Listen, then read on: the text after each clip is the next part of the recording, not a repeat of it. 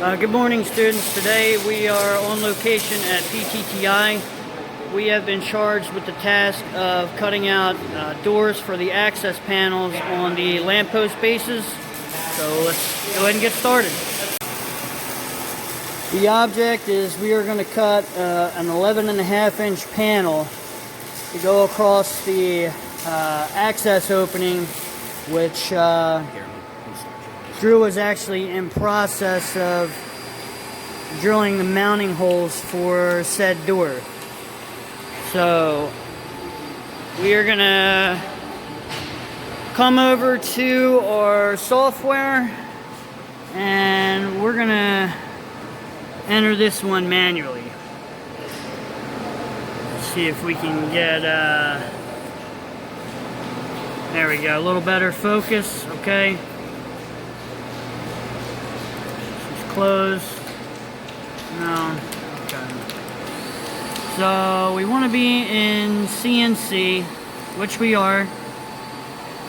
We're going to go down to our edit G-code pencil, and we are going to write a G-code from scratch.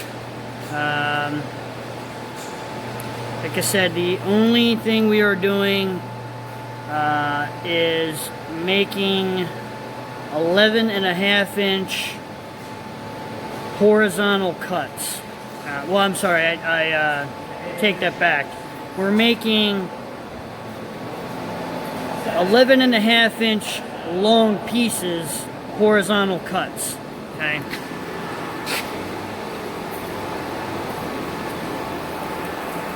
This is our material.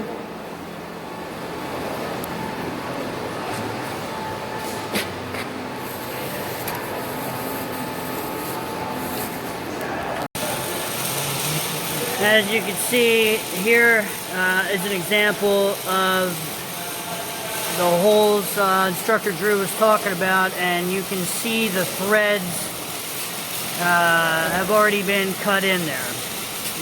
And so just to review, access door is going to go over top, and it's going to be secured in these threaded holes. So let's come over to our part, our contribution to this project. Okay. And we have our material here, which happens to be a 9.5-inch piece of aluminum. It's a 1/4 inch thick. What we need to do is we need to cut 5 11.5-inch lengths so that they can mate up with these access panels. Okay, right now we're over in Pops's aluminum area, and you can see he is in process of fabbing another lamppost base box.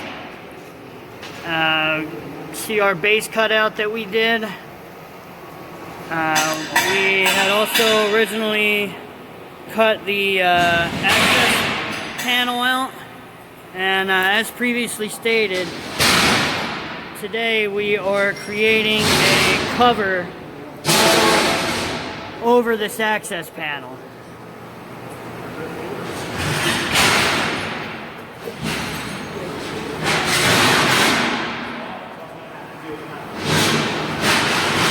Project's coming along quite nicely. Good morning, students. We're on location at PTTI. Today we have been charged with the task of cutting a door for the access panel opening in the lamppost bases we are working on. I'm working with Instructor Drew today. Drew, what is it that you're doing exactly? So what we're doing right now is that we are cutting what's called a pilot hole. When drilling holes for diameter bolts that are 1/4 inch or bigger, you can't drill a hole right through the material. It'll either jam the bit up and snap it, or you can damage the material. So what you need to do is you need to take one of these smaller bits, okay, and drill what we call a pilot hole, which is a smaller hole. From there, what you have to do is open the bits up, which is what we're doing with this bit, okay? This is a specialty bit though, because it's called a threader bit. The top edge cuts the hole. The middle of the bit actually cuts threading in it, so that way you can take a screw and actually screw this panel down. Without the threading that's down in there, there would be no way to secure the bolt because we don't have a backing bolt. We can't get our hand inside this once it's installed. Right. Okay. So again, this is why there's different tools, obviously, for different jobs. So what I did first was I set my marks for where the holes need to go. Okay. So these are center lines. Okay, to cut this in half, and then I went 3 inches to each side so that they're even. Then you don't want a hole all the way over here, then one up there. That doesn't look that doesn't look good, and it's not as structurally sound. Remember, this is going to be going outside. It's got to stand up to rain, wind, snow, so forth, so on. So we need this to be sealed. Okay, not only so people can't get their hands in there, but no moisture and leaves get through. See how that works? So now that I've cut my pilot holes, as you can see, okay, now what I can do is I can go back with my bit. Now what you're going to do is you're going to take a cordless drill. In this case, a regular hand drill will work because this isn't super thick material. Obviously, if we were drilling through, plate 3 inches thick, you're going to need a bigger, heavier drill. But for 1/2 inch aluminum, regular hand drill is more than powerful enough for the job. The first thing you want to do is lock our bit in place using what we call the chuck. So you center the bit and spin this and then tighten it. See how that works? Now what you want to do is, again, secure yourself. Whenever using power tools, whether it's a drill, grinder, laser, anything in between, if at all possible, you don't want the tool to be out here. I don't want to be out like this. A, I can't see to make sure I'm hitting the mark correctly and making a straight hole. B, this thing catches and does that, and literally break your wrist, which obviously we don't want. So what I'm going to do is I'm going to put my elbow up here to brace myself and the top of the gun. My other hand's going to wrap around, and me personally, I like squeezing the trigger with my middle finger. That's personal preference. But see how I'm using the box to stabilize myself? And now I'm going to get over top of the hole. See that? Now that I got myself nice and locked in, now we can start cutting it. Now before I start cutting it though, I'm going to have to downshift. Okay, just like a car has gears, drills have gears. With the threader, if you have it on top gear, it won't thread it. It'll just blow the hole out.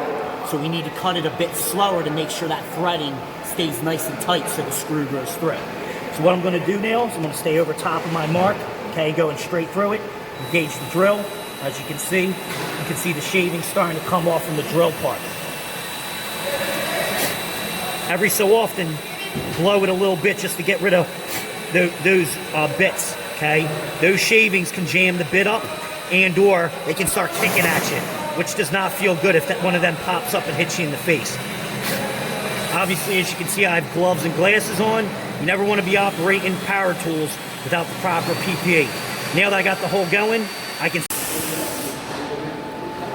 Okay, students, what I have done is created a G-code to make 3 horizontal cuts 11.5 inches in length.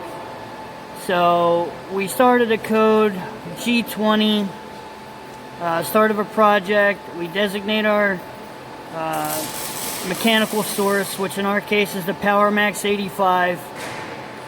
We designate the mode, hashtag fabhead, .mode equals cut. Our point of origin is actually going to be X0 Y11.5 because that is where we're going to send the torch to start making cuts. We start a shape, tell the torch to turn on, give it our origin coordinates, okay, and then right underneath of it on line 8 you see I have X10 Y also 11.5. So basically I sent the torch down to the y-axis 11.5 inches and I'm telling it to cut 10 inches across, okay? And we tell the torch to turn off Okay. Line 10, we tell the torch to raise. Okay. Line 11, this is our next origin point. Okay, we want another 11.5 inches cut. We add 11.5 to 11.5, we get 23. So our torch is going to travel down to 23. Okay. All right, we're starting another shape. Tell the torch to return back to the 0 position. Tell the torch to turn on. Okay. We tell the torch to ignite at our origin point, which is X0, Y23. We're going with 65 feet per minute. And then again, I tell it to cut 10 inches across. We tell the torch to turn off. Raise the torch. Go to our next step. If we add 11.5 inches to 23, we get 34.5. Okay. Start a new shape. Lower the torch back to 0. Tell the torch to turn on. Ignite at our next point. Tell it to cut 10 inches across. Turn the torch off. Raise the torch. And in this instance, we are going to return to our point of origin. To make it less confusing, we'll go ahead and add a line here.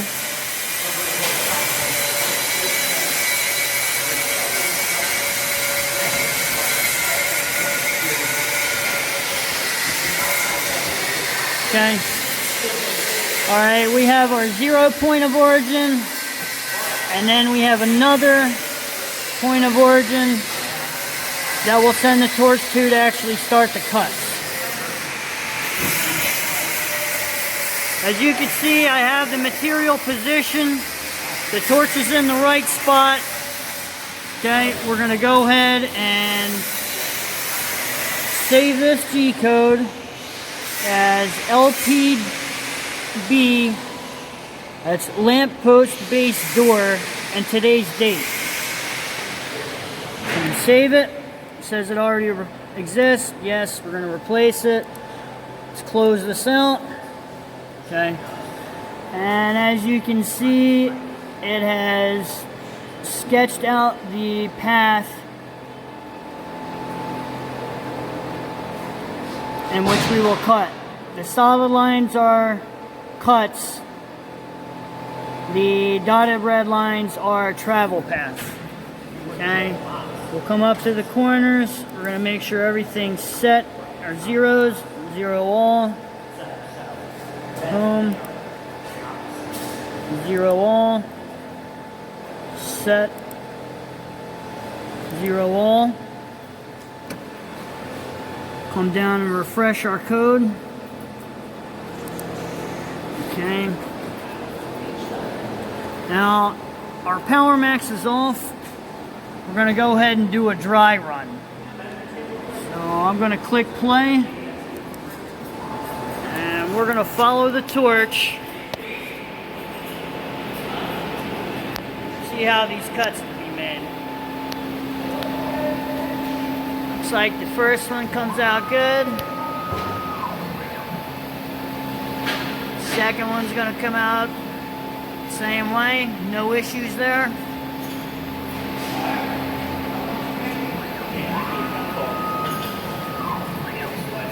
Making our third cut.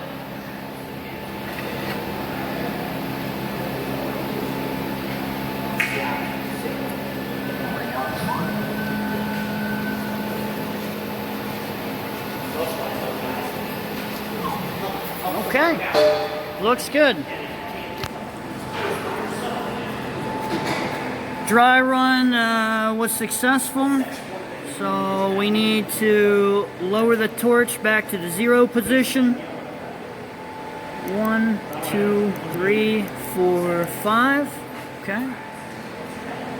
I like to go ahead and zero everything out again. Can't hurt to be too careful. We are going to refresh the G code. Okay. I'm gonna come over here, turn our Hypertherm Power Max torch control unit. All right, it's at 50 amps. Our material is 1/4 of an inch thick. We'll go ahead. I'm gonna just bump it up to 60. Just want to make sure that we get nice clean cuts. It would probably be okay if we cut it at 45, but sometimes aluminum can be a little squirrely. Maybe we'll just we'll cut this at production. We'll do it at 75.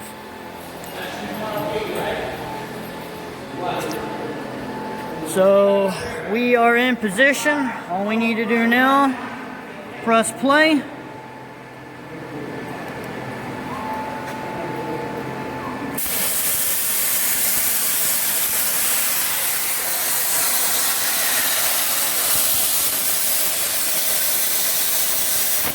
First cut successful.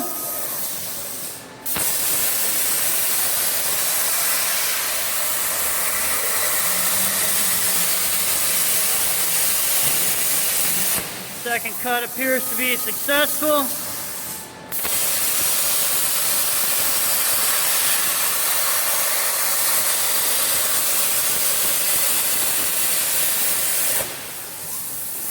Turning to the home position, torch is raised. Let's take a look at our material.